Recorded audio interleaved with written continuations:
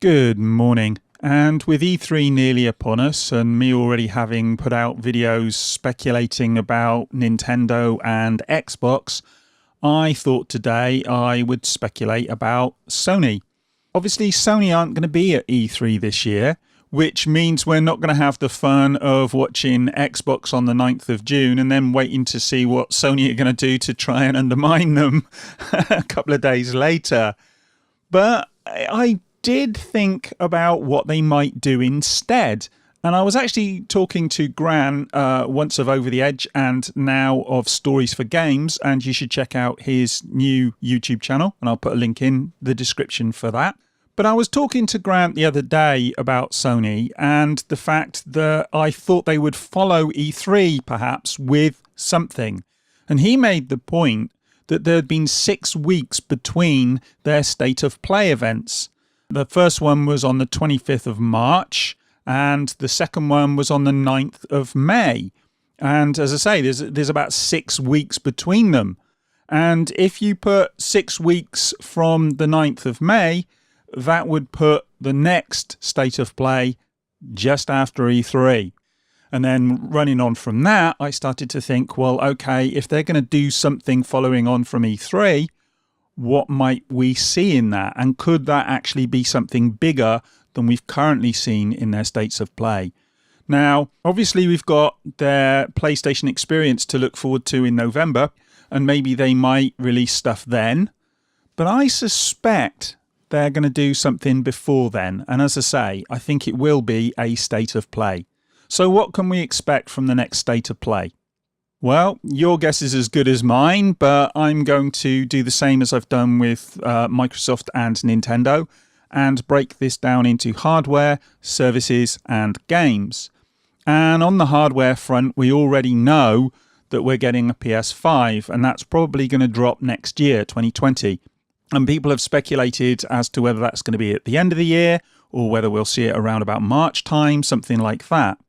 We've already had Mark Cerny doing a kind of soft launch, and we got some tech specs, and he talked about the idea that the PS5 is going to be able to do 8K, which it's not.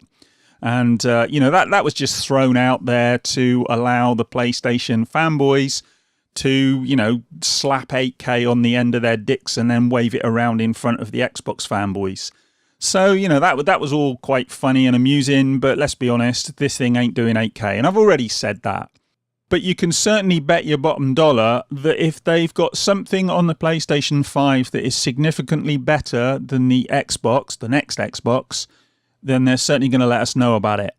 So I think some of this depends on whether Microsoft go big at E3 or not, whether we see anything from Sony. And we'll see something, but how big they go, I think it's up in the air at the moment.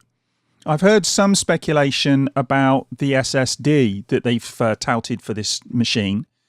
And we've all heard about how it's going to be a lot faster at loading games, which is great news. But I saw something the other day. People were speculating that it's going to be a 2 terabyte SSD. Now, I'm in two minds about this because on the one hand, I think that a 2 terabyte SSD is going to be necessary for this next gen machine. But 2 terabyte SSDs aren't cheap. And so that, tails into the idea of price. I'm concerned about how much this thing might cost. Other than that, I don't know what else to expect from it. We might hear some stuff about practical things like, will it allow external storage for games and apps at launch? Because the PlayStation 4 didn't, and we had to wait around for ages before we could actually use external hard drives for the PlayStation 4. Certainly for running games and apps off the PlayStation 4 anyway. So I'm hoping we might see that. We might get some information about that. There were also some rumours about it allowing VSync. Now, the Xbox already allows for FreeSync, which is the AMD version of the syncing technology. And maybe we'll see something from Sony on that front. We've already heard that they're going to be improving sound on the PlayStation, which will bring it more in line with what the Xbox can already do. And, if they allow VSync on the machine, that'll improve things as well. So I would expect to maybe see something about that. They're not going to make a big deal about that, though, because most people don't care about stuff like that, to be honest. And then, of course, there's the controller. There's already been rumours around that it's going to have a touch screen, and I wouldn't be at all surprised to see that being the case. Now, whether we see that or not will depend on whether Sony drop anything in relation to hardware. And, you know, as I say, more than anyone else, this is all up in the air, because this is just me speculating that they're going to do some sort of state of play and that it's going to be bigger than what we've seen from them so far. So you can take all of this with a grain of salt, if you like. Other than stuff about the SSD capacity, which I want to hear about, and the controller, which I definitely want to hear about, and, you know, potential for things like the use of external hard drives, those kind of things, I think more importantly, we want to know how much this is going to cost. And I don't think we're going to find out. I don't think we'll find that out until next year. And we'll get that information when they give us the actual release date. And that's something else we need to know. And again, that's something we're definitely not going to hear about until next year. I would imagine now that this thing's going to drop in 2020. I suspect it's going to drop at 2020 at the end of the year. Although, as I say, there's a potential for it to release earlier in the year. And if it is going to release earlier next year, then we may actually hear about the price and the release date towards the end of this year. But we're not going to get that in a state of play just after E3. I don't think so anyway. Moving on from the hardware, we've got the services. And what can we expect from services both on the PS4 and moving forward to the PS5? Well, we've already heard about PS Plus getting a premium version, and the rumours are knocking around about that. Apparently that is looking to offer early access to games and private servers for users. Not sure how that's going to work, and obviously we need more detail about that, but I suspect that's likely. This is the way these things are going, and we see this already with EA. They've got Origin Access, and then they've got Origin Access Premium on the PC, and it looks like these companies are looking to go along those lines, which I find rather annoying. And it's going to get to a point where we're going to have so many bloody subscriptions and so many different monthly payments going out that we're all going to be completely broke. So I won't be very happy to see that happening, but I think it will. I think we're going to get PlayStation Plus Premium. And I thought that we may see an integration with PlayStation Plus and PS Now for a reduced price, a bit like what Microsoft are doing with Xbox Live and Game Pass. But apparently no, apparently they're not looking to do that. So that'd be interesting. Be interesting to see if they do integrate the two. I would be surprised if they don't, but as I say, the suggestions are that they're not looking to do that.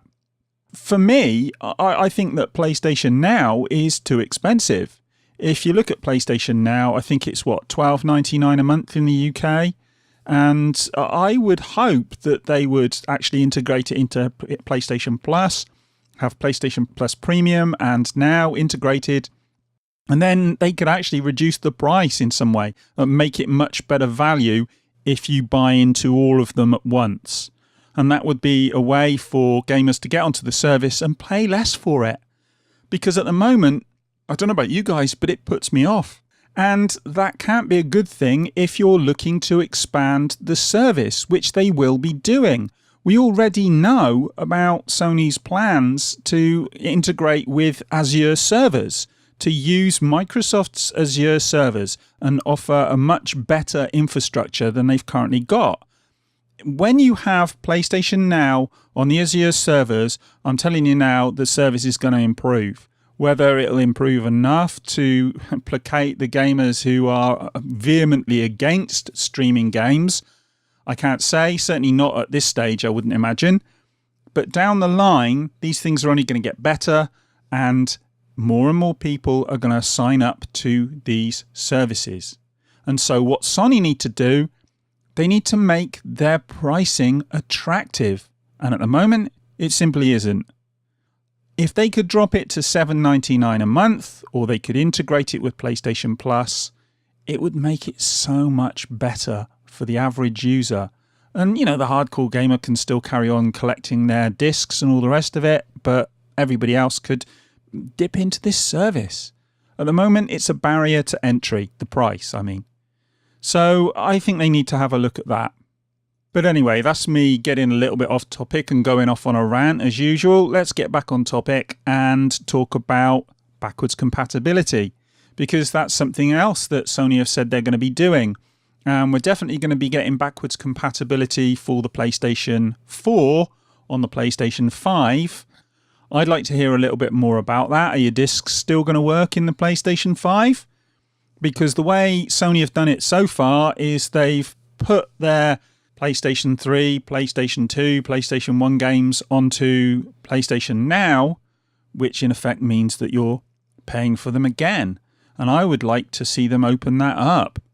Maybe not be able to do it with the PlayStation 3, but certainly with the other consoles, and allow people who own the discs to play them in their PlayStation 5. Why not? And in fact, I don't actually see that there's a massive barrier to them doing it with the PlayStation 3 either. They talk about technical problems, and I know you've got various issues with the PlayStation 3 and its architecture, but I would imagine the PlayStation 5 will be powerful enough to do that. And, you know, at least try and make people be able to play their discs in the machine and not have to pay for these games again. I would love for Sony to announce that. That would be a big thing.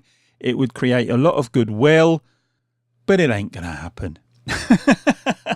At least I don't think so. I think you'll probably be able to play your PlayStation 4 games on disc on your PlayStation 5, but the other ones, I doubt it, to be honest.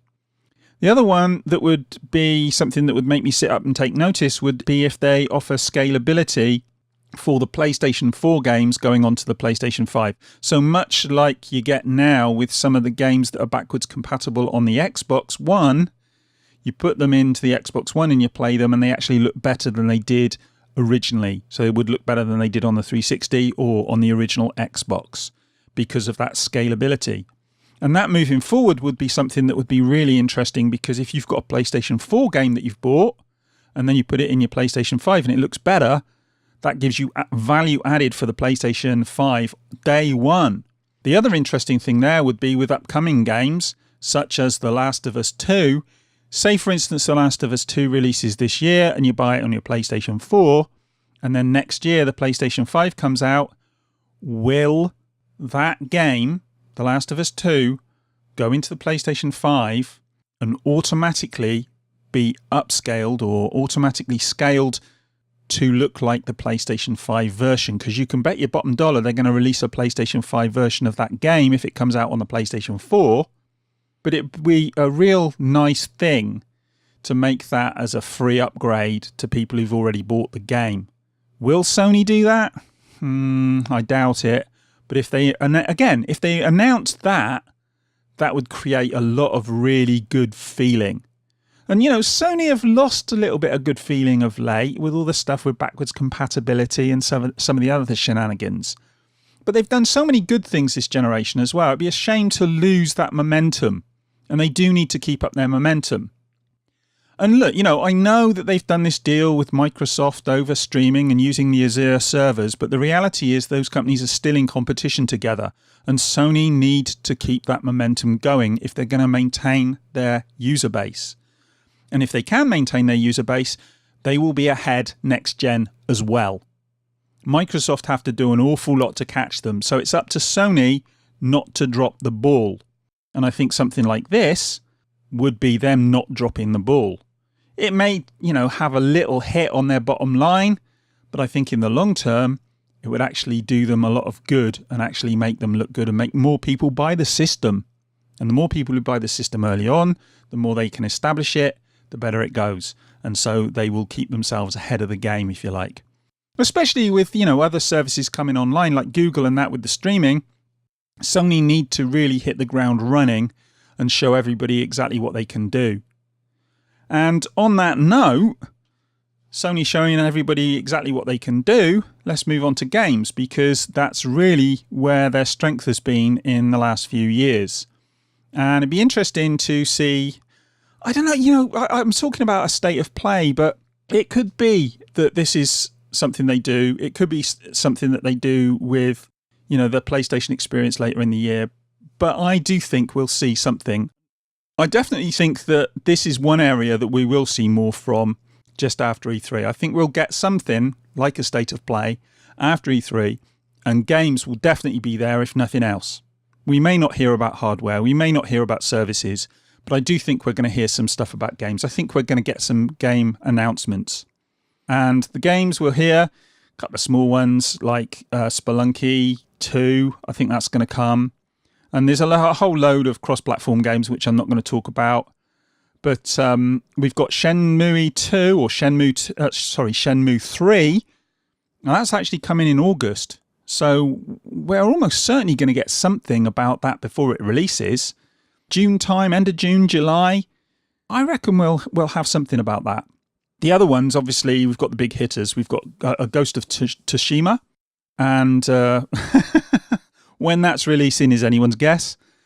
Maybe we'll hear more about that. Will that be coming this year? Who knows? But I think we'll hear more about that. There's a good chance at least. Death Stranding. We'll possibly hear more about that. But I think with Death Stranding, that's another one that could go on for years and years. We may not see that for another 2 years yet, or even more. It's one of those. I think it's going to be ready when it's ready, and we just have to wait and see. And the last one I want to talk about is The Last of Us 2. The rumours are very heavy for this one that it's going to be this year. That's something that's hotted up over the last few weeks, and it does look like we may be seeing it before the end of the year, and that would be phenomenal. And if we are going to see it before the end of the year, we're definitely going to hear something about it around June, July time, I would imagine. So anyway, that's my sort of rambling speculations about Sony and what they might be doing. As ever, let me know in the comments what you think. Do you think I'm right on this? Do you think I'm wrong on this? Do you expect to see anything from Sony certainly in the next couple of months? And do you expect them to kind of come out and maybe hit hard and try and undermine Microsoft a little bit after Microsoft's inevitable Xbox announcement, the new Xbox, whatever that might be called? I think they will. I think they're going to come out and do something, but I could well be wrong. As I say, they're definitely not going to be at E3, we know that much, but I think they're going to do something. But as I say, let me know what you think in the comments. We'll have a chat about it. Give us a thumbs up if you like this one, thumbs down if you don't, and all the usual stuff. And I am going to do what I always do. I'm going to go and get myself a cup of tea. And I will speak to you guys in the next one. Bye.